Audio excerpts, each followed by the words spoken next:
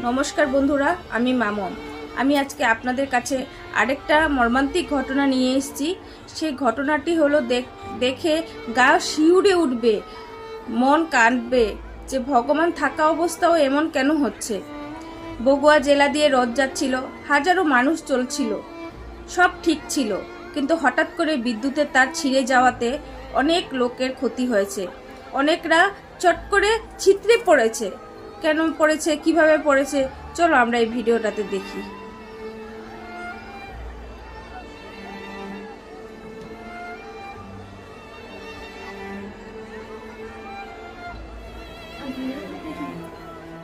তো বন্ধুরা, তোমরা ভিডিওটা দেখে বুঝতেই পেরেছো ওই পরিস্থিতিটা কেমন ছিল, কেমন হয়েছে, আর যেখানে ওরা ছিল ওই জেলার লোকেদের অবস্থাটা কি হতে পারে, আর যাদের আত্মীয় স্বজনদের সাথে এই ঘটনা ঘটেছে তারা যে কি অবস্থায় আছিল, সেই সময়টা, সেই মুহূর্তটা যদি একটু মনে করি খুব কষ্ট হয়।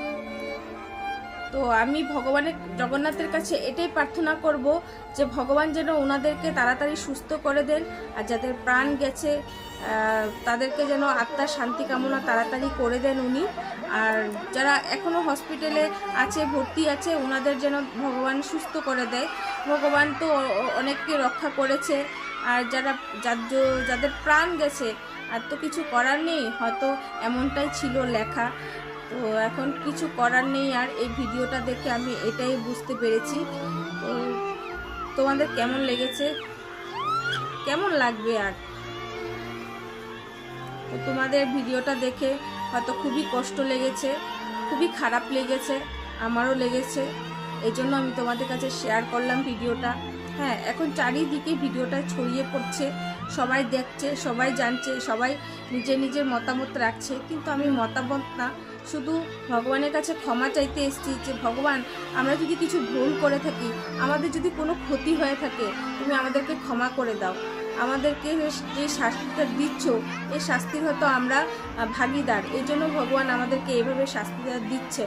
তো ভুল হয়েছে, ক্ষমা করে দিও, তুমি পথ চলার রাস্তাটা দেখিয়ে দাও, সবাই ভুল করছে, এগুলো থেকে তুমি রক্ষা করো, এটাই আমার বলার। আর তো আমি কিছু বলতে পারবো না, কারণ ভগবান যা করেন ভালোর জন্যই করেন। কিছু অনেক আরও বেশি হওয়ার ছিল হয়তো, এটার থেকে বড় আর হওয়ার কি থাকতে পারে, তবু আমি বলবো আরও বেশি বড় হয়তো কিছু হওয়ার ছিল।